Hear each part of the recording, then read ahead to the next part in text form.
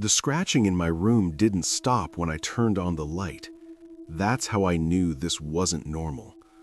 Most pests scatter when you interrupt them. Rats freeze, cockroaches disappear, even bats go quiet. But this, whatever it was, kept going. Scratch, scratch, cap. I sat up slowly on my bed, staring at the wall opposite me. The sound wasn't random, it wasn't frantic, it was measured, like someone dragging a fingernail across wood, then knocking twice. I swallowed. Then, without thinking, I tapped back. Tap, tap. Silence. For a second, I almost laughed at myself. 6 years in pest control and I'm playing games with drywall. Then, tap, tap, from inside my wall. I didn't sleep that night. By morning, I had convinced myself it was stress, too many weird jobs, not enough rest. Your mind fills in gaps when you're tired. That's what I told myself while making coffee. That's what I told myself while loading my equipment. That's what I told myself until I opened my toolbox. Something had been inside it. My tools weren't where I left them. The arrangement was off, not messy, just wrong. Like someone had studied how I organize things and tried to recreate it from memory.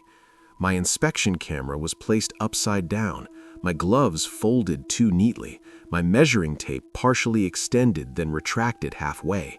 It wasn't vandalism, it was imitation. I checked the locks, doors, windows.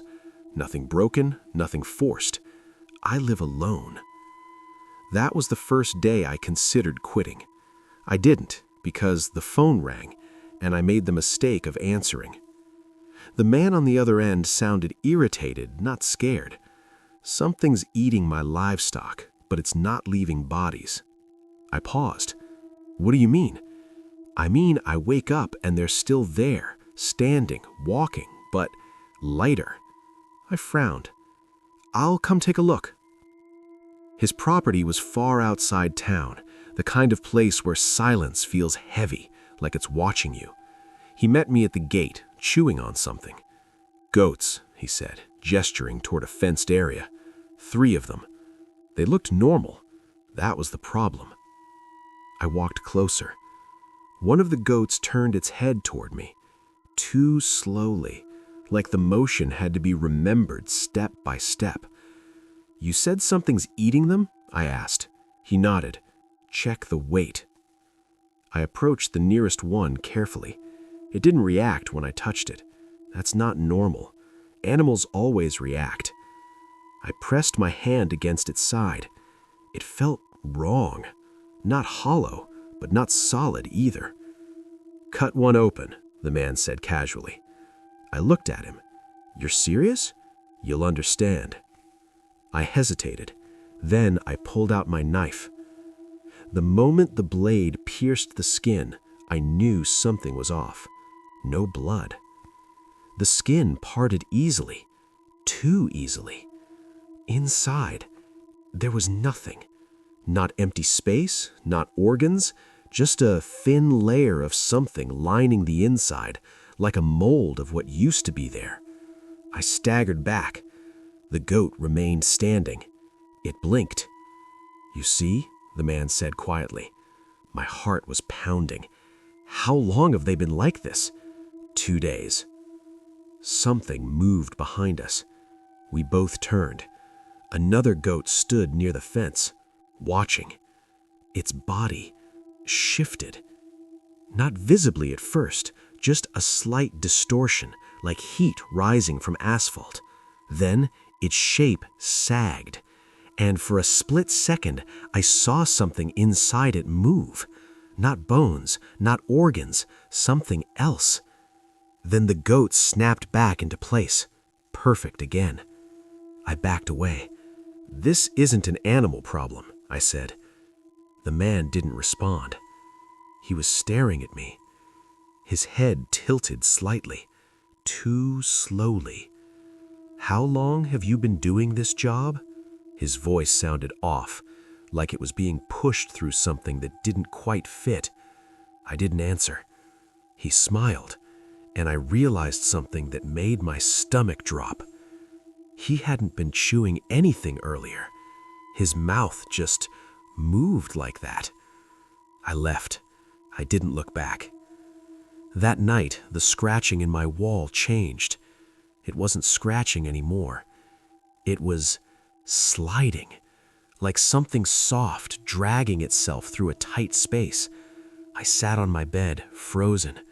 The sound moved from one wall to another, then to the ceiling, directly above me. I held my breath. Something pressed down. A bulge formed in the ceiling. Not cracking, not breaking, just stretching, like something was testing the surface. I grabbed my flashlight and aimed it upward. The bulge shifted, paused, then slowly it pressed downward again. A shape formed. A hand. 5 long fingers, too long, flattened against the ceiling as if it were right on the other side of a thin layer. I couldn't move. The fingers twitched. Then, tap, tap, right above my head. I didn't respond this time. The hand stayed there for a long moment. Then it slowly withdrew. The ceiling returned to normal. The sliding sound faded. I didn't sleep. The next morning, I packed a bag. I was going to leave town, take a break, reset. But when I opened my front door, something was sitting on my doorstep. It looked like a dead rat. I almost stepped on it, but something made me stop. It wasn't decaying. It wasn't stiff. It was folded, like it had been arranged. Its limbs were tucked in unnatural angles, its head twisted backward, and its skin looked loose. I crouched down slowly.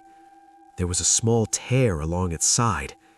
Inside, nothing.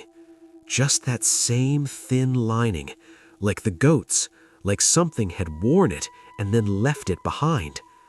I stood up immediately, closed the door, locked it. That's when I heard it. Not from the walls, from inside the house. Footsteps, soft, slow, coming from the hallway. I live alone. I didn't grab a weapon. I didn't call anyone. I just stood there, listening.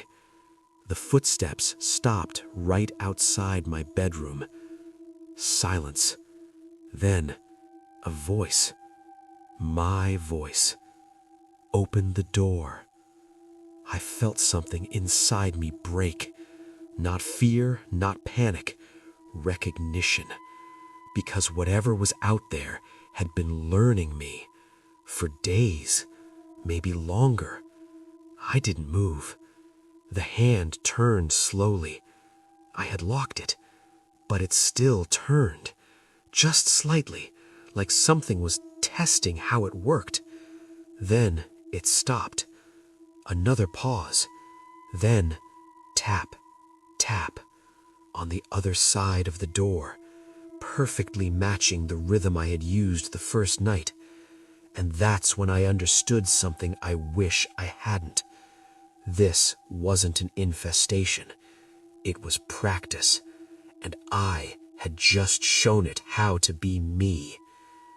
I don't know how long I stood there, minutes, hours. Eventually, the footsteps moved away. I didn't follow. I waited. When I finally opened the door, the hallway was empty. But the mirror at the end of it wasn't.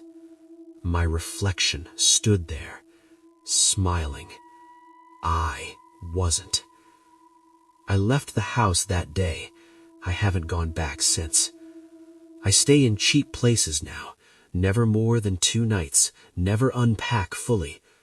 But it doesn't matter, because no matter where I go, sometimes, late at night, I hear it.